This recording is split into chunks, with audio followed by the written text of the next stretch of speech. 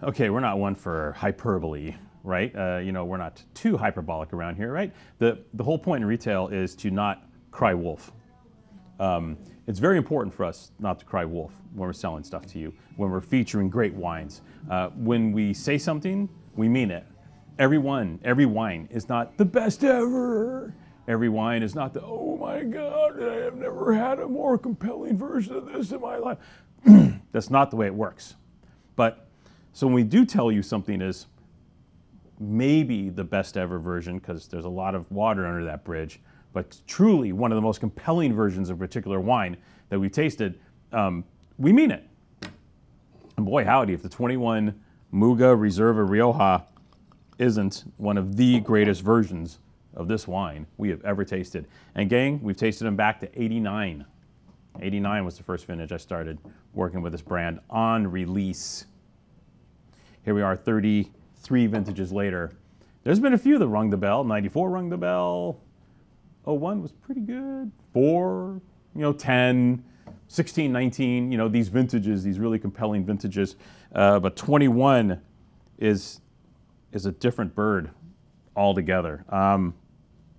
First off, when we poured the wine, the color was amazing. This dense, almost purpley center, which Rioja, you don't necessarily get that all the time. That nice red ruby is always nice. And here you got just more gravitas, just immediately, the presence in the glass. We've talked about how it's made before in these pages. Basically, all wood in the winery. Muga was one of the first wineries in Spain, maybe in the world, to have their own in-house tonnellery. So all the barrels, everything, the fermentation tanks, everything is all crafted by Muga, and is all Muga all the time. There's no stainless steel in the cellar. The fermentations are in wood, the aging's in wood. I think this imparts a little bit to the Muga mojo, right? This gives this wine this sense of comfort, right? Steel once in a while can bring a bit of nerve to the wine, I feel. And this wine doesn't have the, it has more of the, And Muga's always had a bit of that. These wines always feel this way, and I think they know it too. And I think that's why they don't steer from that course. Especially when you make your own barrels, you dictate the terms of engagement. You get to determine the toast levels, how old, when, how, what, why, the staves, the toasting, all of it is you. I think that goes a lot towards creating this Muga house style, which is classic and modern at the same time. Modern classic, huh?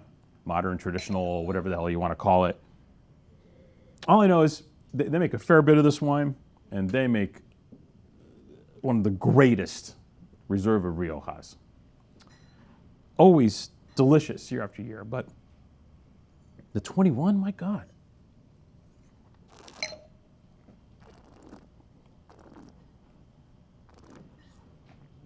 We've told the story so many times. We're such big fans of Muga.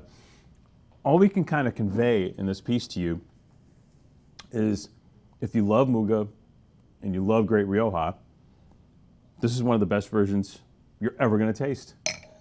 It's that simple. 21 was a obviously outstanding year. Cool. It was moderate. We had one of these normal growing seasons as opposed to, these heat spikes, like 22, 23, the heat and the sudden rain and they have tons of rain again this year.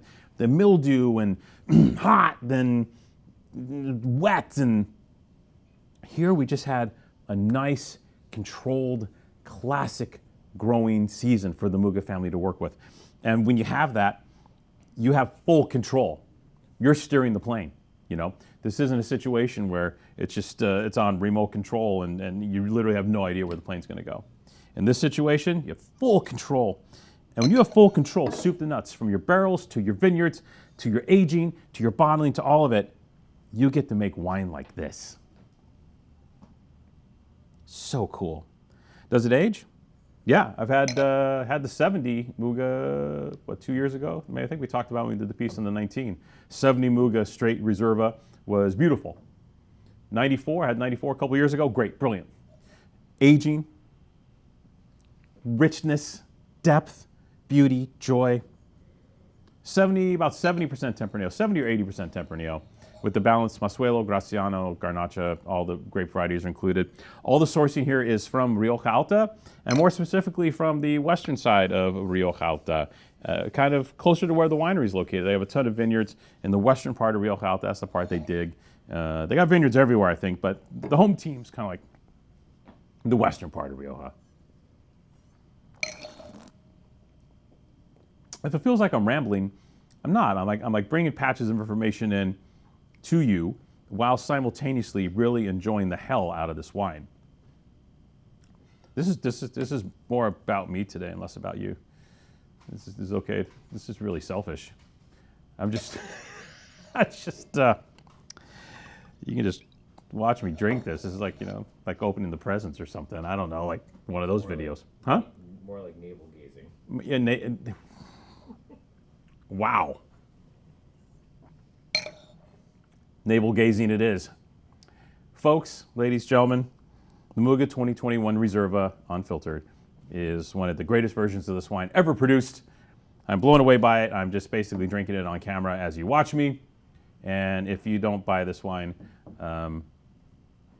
you're silly. You're just silly if you don't buy this wine. So do yourself a favor, grab a few bottles of this. Undeniably great wine, 94 points, wine advocate, Luis Gutierrez, all that fun stuff. It's got all the scores and everything. And we're still just barely squeezing it in at $29.98. We're not making a ton of money at that price, but we feel it's important for you to have this wine. It's important for you to take this wine home and drink it. One of the true blue blood classics in Rioja. Congratulations to the Muga boys. You did it again, fellas.